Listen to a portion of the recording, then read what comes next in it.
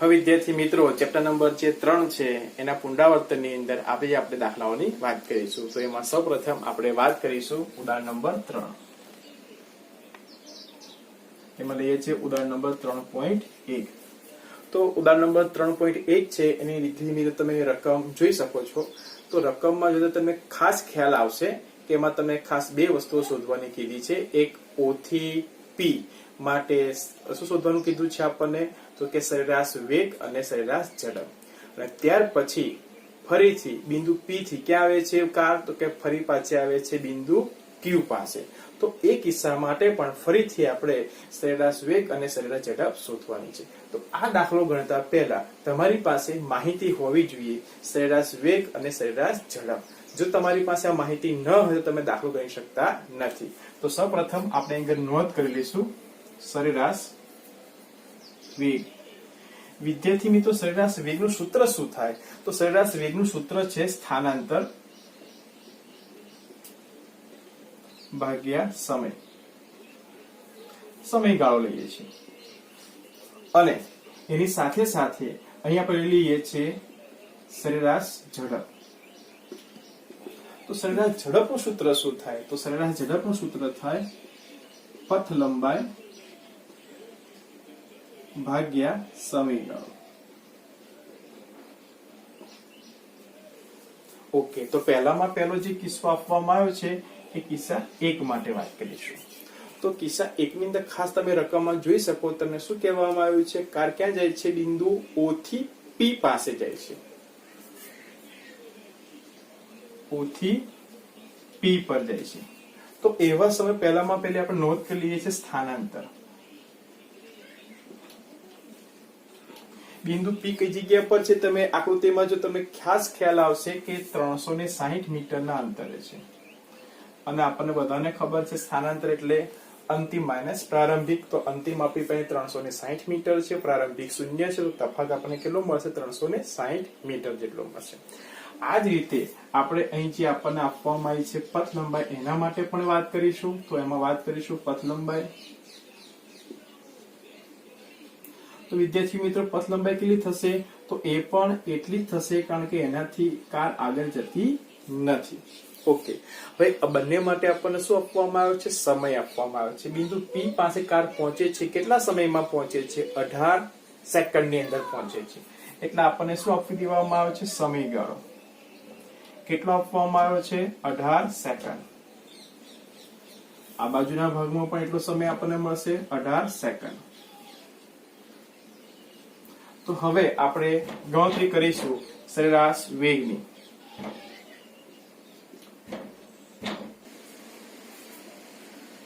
તો સરેરાશ જે વેગ છે એ સરેરાશ વેગ શું થશે, તો આપણી પાસે સૂત્ર છે સ્થાનાંતર. વિદ્યાર્થી મિત્રો સ્થાનાંતર આપણી પાસે કેટલું છે, તો કે 360 મીટર છે. સમયગાળો કેટલો છે, તો સમયગાળો છે આપણી પાસે 18 સેકન્ડ છે. તો આપણે અહીં સાદુરૂપ આપીશું તો તમે જોઈ શકો છો કે 18 અને ઉપર 360 છે, તો 360 ભાગ્યા 18 કરીએ એટલે આપણે 18 કેટલા થાય, 36. પાછળ શું જશે, મીંડું. એકમ શું બનશે, તો કે મીટર, છેદમાં શું છે, સેકન્ડ. એકમ શું બનશે, મીટર પર સેકન્ડ. આમ સરેરાશ વેગનું એકમ બનશે મીટર પર સેકન્ડ. અને કેટલું મૂલ્ય મળે છે આપણને, 20 મીટર પર સેકન્ડ. હવે વિદ્યાર્થી મિત્રો આ બાજુ પથ લંબાઈની વાત કરીએ અને પથ લંબાઈ ઉપરથી વાત કરીશું આપણે સરેરાશ ઝડપની. તો સરેરાશ ઝડપ બરાબર શું થાય, પથ લંબાઈ ભાગ્યા સમયગાળો. પથ લંબાઈ કેટલી છે આપણી પાસે, 360 મીટર. સમયગાળો કેટલો છે, તો કે 18 સેકન્ડ છે. આનું સાદુરૂપ આપીએ તો તમે જોઈ શકો છો કેટલા આપણને મળશે, 18 દુ 36. અને પાછળનું એક બિંદુ એટલે કેટલા થઈ જશે, 20. આનો એકમ તો કે મીટર, આનો એકમ તો કે સેકન્ડ. એટલે શું એકમ બનશે સરેરાશ ઝડપનો, તો સરેરાશ ઝડપનો એકમ બનશે મીટર પર સેકન્ડ. તો આમ વિદ્યાર્થી મિત્રો તમે જોઈ શકો છો કે આ કિસ્સાની અંદર કે કાર O થી P બિંદુ પાસે જાય છે ત્યારે આપણને સ્થાનાંતર અને જે પથ લંબાઈ છે એના આધારે સરેરાશ ઝડપ અને સરેરાશ વેગ, એટલે આપણી પાસે સરેરાશ જે વેગ છે અને જે સરેરાશ ઝડપ છે આ બંને કેવા મળે છે, સમાન. બંને સમાન ક્યારે મળે, જ્યારે સુરેખ પથ પર એક જ દિશામાં ગતિ કરતા હોય. તો એવા સમયે સરેરાશ વેગ અને સરેરાશ ઝડપ બંને કેવા મળે છે? સમાન મળે છે. તો ઘણી વખત વિદ્યાર્થી મિત્રો આમાંથી પણ તમે ટૂંકો પ્રશ્ન પૂછી શકે કે સરેરાશ વેગ અને સરેરાશ ઝડપ ક્યારે સમાન થાય. હવે ત્યાર પછી આપણને જે બીજો ભાગ આપવામાં આવ્યો છે એ બીજા ભાગમાં તમે જોઈ શકો છો આકૃતિની અંદર કે કાર હવે O થી P પર હતી, હવે P પરથી પાછી કઈ જાય છે? Q પર જાય છે. તો એવા સમયે ફરીથી આપણે સરેરાશ વેગ અને સરેરાશ ઝડપ છે એ બંનેની ગણતરી કરવી પડશે. તો સૌપ્રથમ જ્યારે કાર O થી P પર અને P થી Q પર પાછી ફરે છે એવા સમયે સૌપ્રથમ આપણે જે સ્થાનાંતર છે એ સ્થાનાંતરની નોંધ કરીશું. તો વિદ્યાર્થી મિત્રો જ્યારે કાર O થી P પર જાય અને ફરી પાછી Q પર આવે છે તો તમે આકૃતિમાં જોઈ શકો છો કે જે આપણી પાસે કાર છે Q બિંદુ પાસે કયા સ્થાન પર છે, એનું કેટલું મૂલ્ય છે? તો એ મૂલ્ય આપણી પાસે છે 240. અને સ્થાનાંતરની વ્યાખ્યા મુજબ શું થાય? તો કે અંતિમ માઇનસ પ્રારંભિક. તો આપણી પાસે અંતિમ છે 240 મીટર, પ્રારંભિક છે 0, એટલે સ્થાનાંતર કેટલું મળશે આપણને? 240 મીટર. ત્યાર ફરી વાત કરીશું સમયગાળાની. તો જે સમયગાળો છે એમાં સૌપ્રથમ કાર છે બિંદુ O થી બિંદુ P પર જાય છે, એના માટે કેટલો સમય લાગ્યો હતો? તો કે 18 સેકન્ડ. અને ત્યાર પછી P થી Q પર આવે છે, એના માટે કેટલો સમય લાગે છે? તો એ સમય આપણને રકમમાં આપેલો છે અને એ કેટલો છે? 6 સેકન્ડ છે. આમ વિદ્યાર્થી મિત્રો આપણને જે કુલ સમય મળશે એ કેટલો મળશે? 18 ને 6 કેટલા થશે? તો કે 24 સેકન્ડ થશે. એ જ મુજબ આપણે આ બાજુ વાત કરી દઈશું પથ લંબાઈ. તો જ્યારે બિંદુ O થી P પર આવે છે એવા સમયે કેટલું અંતર એને કાપ્યું હતું? તો કે આપણી પાસે હતું 360 મીટર. ત્યાર પછી બિંદુ P પરથી કઈ જાય છે કાર? બિંદુ Q પર જાય છે અને એવા સમયે તમે જોઈ શકો છો આકૃતિની અંદર એ કેટલું અંતર કપાય છે બિંદુ P થી Q પાસેનું? તો એ અંતર છે આપણી પાસે 120 મીટર. આમ બંનેનો આપણે શું કરીશું? સરવાળો. તો કુલ આપણને કેટલો સરવાળો મળશે? 360 વત્તા 120 કેટલા થશે? 480 મીટર. ઓકે, હવે વિદ્યાર્થી મિત્રો સમયગાળાની વાત કરીશું. તો કેટલો સમયગાળો થશે? તો O થી P પર આવવા માટે 18 સેકન્ડ અને P થી Q પર જવા માટે 6 સેકન્ડ. આમ કુલ આપણને કેટલો સમય મળે છે? તો કે 24 સેકન્ડ. હવે વિદ્યાર્થી મિત્રો આપણે સૂત્ર તૈયાર છે. સરેરાશ વેગ. સરેરાશ વેગનું સૂત્ર શું થાય? સ્થાનાંતર ભાગ્યા સમયગાળો. કેટલું સ્થાનાંતર છે? 240 મીટર. કેટલો સમયગાળો છે? તો કે 24 સેકન્ડ. સાદુરૂપ બાબત કેટલા થશે? તો 24 ઉડીએ, પાછળ વધશે મીંડું, એટલે આપણી પાસે કેટલા થઈ જશે? 10. સરેરાશ વેગનું એકમ શું થાય? તો કે મીટર પર સેકન્ડ. એ જ રીતે આપણે ગણતરી કરીશું સરેરાશ ઝડપ. સરેરાશ ઝડપ બરાબર શું થાય? તો કે પથ લંબાઈ ભાગ્યા સમયગાળો. આપણી પાસે પથ લંબાઈ કેટલી મળે છે આ કિસ્સામાં? 480 મીટર. સમયગાળો કેટલો છે આપણી પાસે? 24 સેકન્ડ છે. આનું સાદુરૂપ આપે તો આપણે બધાને ખબર 24 દુ કેટલા થાય? 48 થાય. એટલે કે બગડો આવશે, પાછળનું એક બિંદુ, એટલે તમે 480 ભાગ્યા 24 કરતા તમને કેટલા મળે છે? 20. એકમ શું આવશે? મીટર પર સેકન્ડ. તો આ કિસ્સામાં તમે જોઈ શકો છો કે સરેરાશ ઝડપ કરતા જે સરેરાશ વેગ છે એનું મૂલ્ય કેવું મળે છે? વધુ મળે છે. તો ખાસ તમને આવો ટૂંકો પ્રશ્ન પણ પૂછી શકાય છે કે ક્યારે સરખા નથી મળતા? તો કે જ્યારે સમાન એ બંનેની દિશા ન હોય ત્યારે સરેરાશ વેગ અને સરેરાશ ઝડપ સમાન મળતા નથી. અને એવા કિસ્સાની અંદર તમે જોઈ શકો છો કે જે સરેરાશ વેગ છે કે સરેરાશ વેગ કરતા સરેરાશ ઝડપ જે છે એનું મૂલ્ય કેવું છે? વધારે છે. તો તમે આજે દાખલા પરથી પણ ટૂંકા પ્રશ્ન બનાવીને પૂછી શકાય છે. હવે આપણે ઉદાહરણ નંબર જે 3.2 છે એનો અભ્યાસ કરીશું. તો વિદ્યાર્થી મિત્રો ઉદાહરણ નંબર 3.2 છે એની રકમને તમે ધ્યાનથી જુઓ તો રકમમાં તમને એવું કહેવામાં આવ્યું છે કે જે પદાર્થ છે એ પદાર્થનું તમને શું આપી દેવામાં આવ્યું છે? સ્થાન આપી દેવામાં આવ્યું છે. શું પદાર્થનું સ્થાન આપવામાં આવ્યું છે? તો એ આપણને આપવામાં આવ્યું છે x બરાબર શું લખ્યું છે? ધ્યાનથી જુઓ. x બરાબર લખ્યું છે a + b * t², જેને આપણે સમીકરણ નંબર 1 આપીશું. વિદ્યાર્થી મિત્રો અહીં આગળ આ જે a છે એ ખરેખર પ્રવેગ નથી પણ એક પ્રકારનો અચળાંક છે જેનું મૂલ્ય તમને આપવામાં આવ્યું છે. કેટલું આપવામાં આવ્યું છે? તો કે 8.5 મીટર. અને જે અચળાંક b છે એનું મૂલ્ય તમને આપવામાં આવ્યું છે અને કેટલું આપવામાં આવ્યું છે તો કે 2.5 મીટર પર સેકન્ડ સ્ક્વેર. અને જે આપણી પાસે x છે એ સ્થાન છે પદાર્થનું અને જે t છે એ શું આપવામાં આવે છે સમય આપવામાં આવે છે. તો ખાસ પ્રથમ કિસ્સામાં આપણને એવું કહેવામાં આવ્યું છે કે જ્યારે t બરાબર 0 હોય તો એવા સમયે આપણી પાસે વેગ કેટલો થાય આ વેગ શોધવાનો કીધો છે. એનો અર્થ એવો થયો કે આપણને સરેરાશ વેગ શોધવાનો કીધો નથી પણ શું શોધવાનું કીધો છે તત્કાલીન તાક્ષણિક વેગ શોધવાનો કીધો છે. અને જો તાક્ષણિક વેગ શોધવો હોય તો મારે શું કરવું પડે તો કે જે સમીકરણ 1 છે એનું સમય સાપેક્ષે વિકલન કરવું પડે. તો હવે આપણે શું કરીશું સમીકરણ 1 નું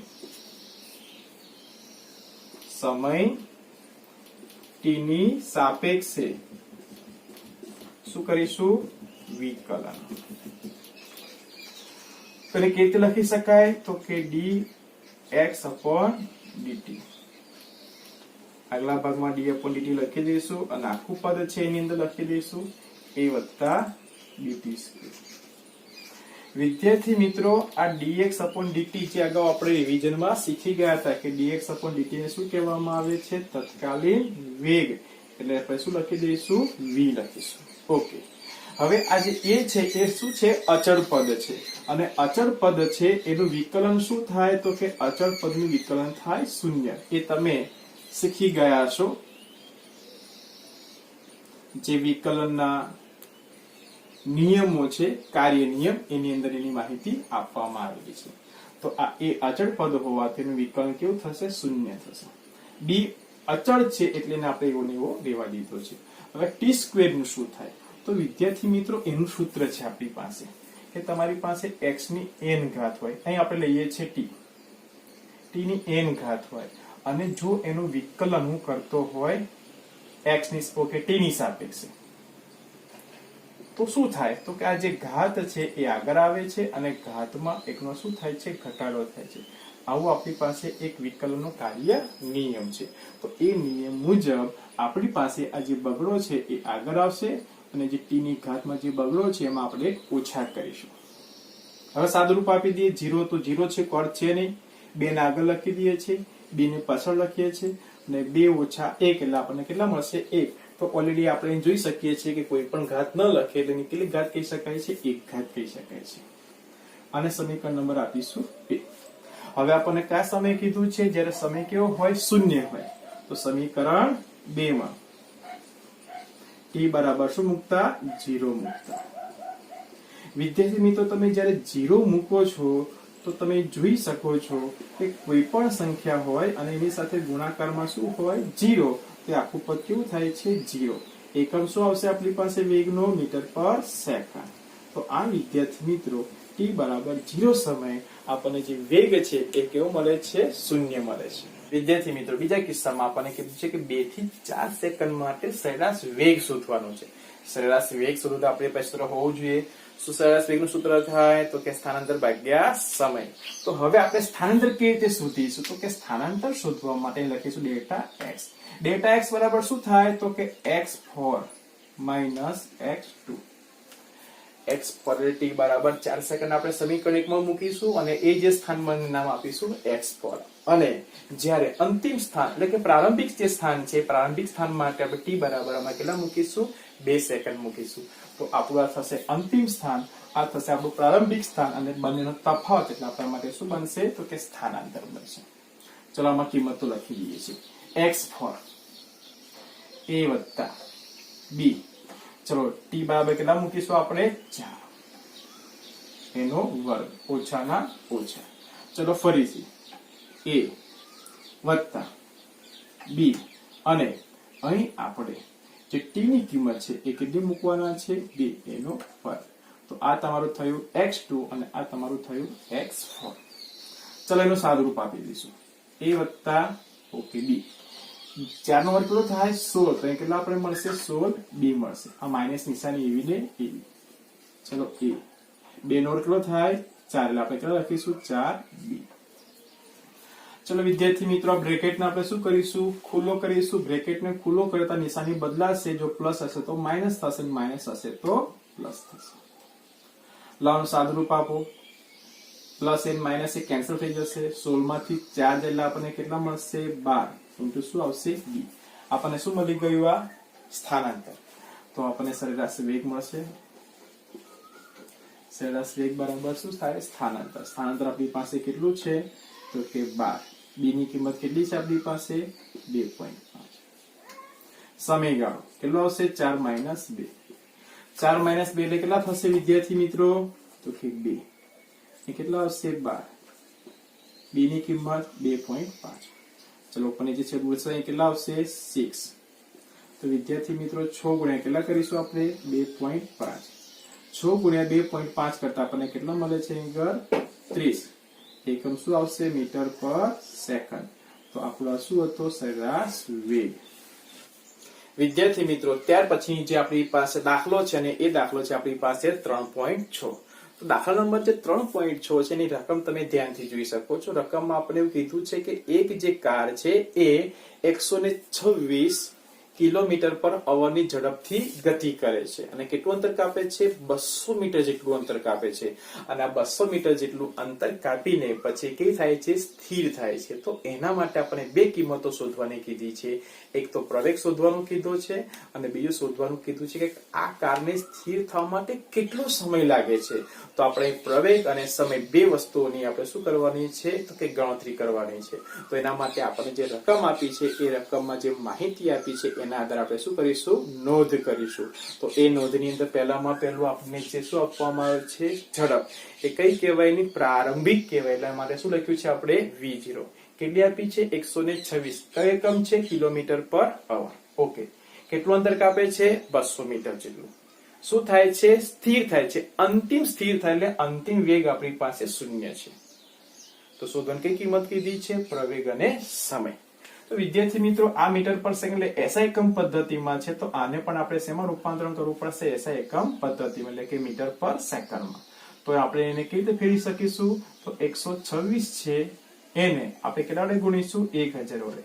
શા માટે? તો કે કિલોમીટર છે ને મીટર કેટલા થાય? 1000 થાય. અને જે કલાક છે ને ફેરવીશું સેકન્ડમાં. 1 કલાકની સેકન્ડ કેટલી થાય વિદ્યાર્થી મિત્રો? 3600. તો તમે સાદું આપશો તો તમને આ કિંમત કેટલી મળે છે?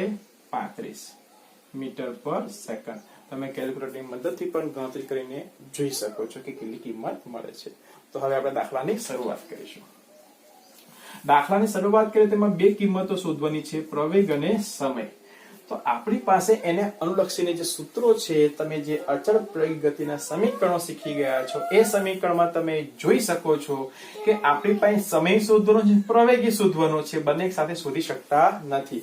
તો આપણે સૌપ્રથમ એવું સમીકરણ લઈશું કે જેની અંદર સમય ના હોય અને એવું એક જ માત્ર સમીકરણ છે, અને સમીકરણ છે v² minus v0² is equal to 2ad. આ એક જ એવું સમીકરણ છે કે જેમાં સમયનો ઉલ્લેખ નથી અથવા સમયનો સમાવેશ થતો નથી. ચલો બાળકો, આમાં કિંમતો મૂકી દઈશું. અંતિમ વેગ તો કે 0 છે, એનો વર્ગ માઇનસ પ્રારંભિક વેગ કેટલો છે? તો કે 35 છે, એનો વર્ગ બરાબર ના બરાબર. આટલું a1 પ્રવેગ આપણે શોધવાનો છે અને જે અંતર છે કેટલું છે આપણી પાસે? તો કે 200 મીટર છે. ચલો આ ફટકાઈ જવા દેશું છેદમાં સાદુરૂપ આપીને. તો આગળની નિશાની કેવી આવશે આપણી પાસે? માઇનસ. શું થશે આપણી પાસે? માઇનસ 35 ગુણ્યા 35 છેદમાં 2 ગુણ્યા 200 કેટલા થશે? 400. એના બરાબર શું થશે? a. તો આ વિદ્યાર્થી મિત્રો a બરાબર આપણને કેટલા મળશે? માઇનસ 35 ગુણ્યા 35 ભાગ્યા કેટલા કરીશું? 400. તો કેલ્ક્યુલેટરની મદદથી જ્યારે તમે એનું સાદું રૂપ આપો છો તો કેટલી કિંમત મળે છે? 3.06. વિદ્યાર્થી મિત્રો, પોઈન્ટ પછી આપણે બે જ આંકડા લીધેલા છે. એકમ થશે મીટર પર સેકન્ડ સ્ક્વેર. તો આમ તમને ટૂંકા પ્રશ્નમાં પૂછી શકે પ્રવેગનો એકમ જણાવો, તો પ્રવેગનો એકમ શું થાય? મીટર પર સેકન્ડ સ્ક્વેર. તો આ વિદ્યાર્થી મિત્રો આપણને પ્રવેગ કેવો મળે છે? માઇનસ 3.06. તો માઇનસ મળ્યો એનો અર્થ શું થયો? તો એનો અર્થ એવો થયો કે આપણને શું મળે છે? પ્રતિ પ્રવેગ. જો તમે એ શબ્દ લખો છો પ્રતિ પ્રવેગ તો પછી આગળ ઋણ નિશાની મૂકવાની નથી. બેમાંથી એક જ વસ્તુનો સમાવેશ કરજો. પ્રતિપ્રવેગ લખો છો તો નિશાની લખવાની, અને પ્રતિપ્રવેગ શબ્દનો ઉલ્લેખ નથી કરતા ખાલી પ્રવેગ લખો તો તમે આગળ નિશાની રૂ મૂકી શકો છો. આ વિદ્યાર્થી મિત્રો તમે જોઈ શકો છો, આપણે અગાઉ પણ વાત કરી હતી પુનરાવર્તનની અંદર કે ક્યારેક ગતિ પ્રાયોગિક ગતિ કહેવાય ને ક્યારેક પ્રતિપ્રવેગી કહેવાય. પ્રતિપ્રવેગી ગતિમાં શું થાય અને પ્રાયોગિક ગતિમાં શું થાય, આ બંનેનો આપણે ઉલ્લેખ અગાઉના પુનરાવર્તન લેક્ચરમાં કરેલો છે. હવે આપણે શોધવાનું છે સમય.